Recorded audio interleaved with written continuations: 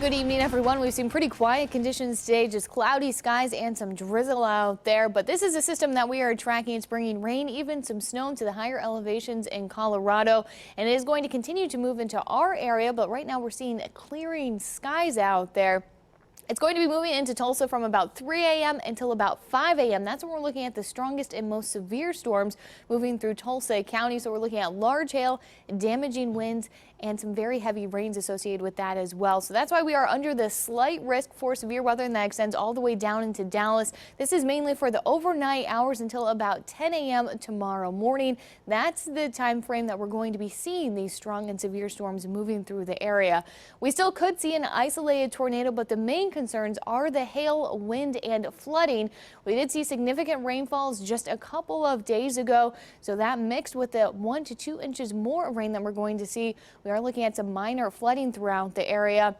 And locally, we could see up to 4 inches of rain. That would lead to some flash flooding. That's why we have a flash flood watch in effect for all of eastern Oklahoma until 7 p.m. tomorrow evening. We also have a wind advisory just off to our west. Very strong northerly winds are going to be moving in behind the system. Gusts up to 40 miles per hour are possible, and we're looking at sustained winds of 15 to 25 miles per hour. And this blue is a severe thunderstorm watch. That is for west of us. That runs until 11 p.m. tonight. We're going to see that line of storms setting up off to the west and then continuing to move east as we head through the early morning hours.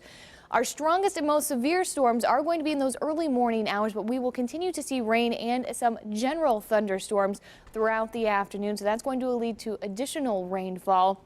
And as I mentioned, very strong northerly winds moving in behind it. That's going to help drop our temperatures as we head throughout the afternoon hours.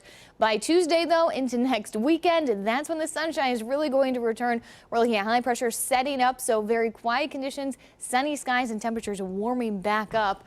We're finally starting to see some blue skies out there. Temperatures warming up a little bit now. We're at 63 degrees here in Tulsa, where they did see more sunshine than us just off to the west. Temperatures in the 70s, 71 in Stillwater, 72 in Chandler.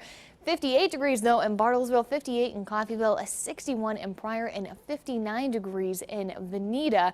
Right now on Storm Shield radar, though, right over our area, not a whole lot going on. Very quiet conditions, but we are keeping a close eye on the system just off to our west. They already had a severe thunderstorm warning issued associated with this system, so we are going to be tracking that. Taft and Brett will be in tomorrow morning to keep an eye on these storms for you. As we head through the evening, quiet conditions, just mostly cloudy skies. And then here's that line of storms that's going to be moving into Pawnee and Osage counties starting around midnight, continuing to move eastward, getting into Tulsa County around 3 to 5 a.m. and then continuing to move off to the east. Still some strong to severe storms around Tahlequah down through Stigler by about 9 a.m. and then after that, those are going to be pushing into Arkansas. But you can see on the backside of the system, still more rain and some more thunderstorms will be developing and moving through the area as we head throughout the rest of our Monday.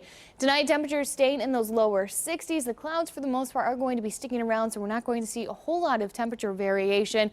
And with those strong northerly winds moving in the afternoon hours, our temperatures are going to be dropping off a couple of degrees back in the lower 60s around 4 p.m. And these are the temperatures around 4 to 5 p.m. 59 in Bartlesville, 58 in Coffeyville, 60 in Pryor, as well as Bristow, and 62 degrees for Tahlequah. So we just have to get through those strong and severe storms tomorrow morning, then the rain in the afternoon, some cooler temperatures after that. Though, check out Tuesday through next weekend. Temperatures back in the 70s, even near 80 degrees by Thursday. Sunny and dry conditions. It is going to be beautiful, but we are going to be tracking those storms all night long and into tomorrow morning as well. So keep that rain gear handy and just be mindful that you're probably going to get woken up by that thunder tomorrow morning. So be prepared when those dogs start barking. We're going to be here all night watching it, and we'll know you keep your eye on it as well. Thanks, Brittany. Now it's time for some sports. Here's Caden.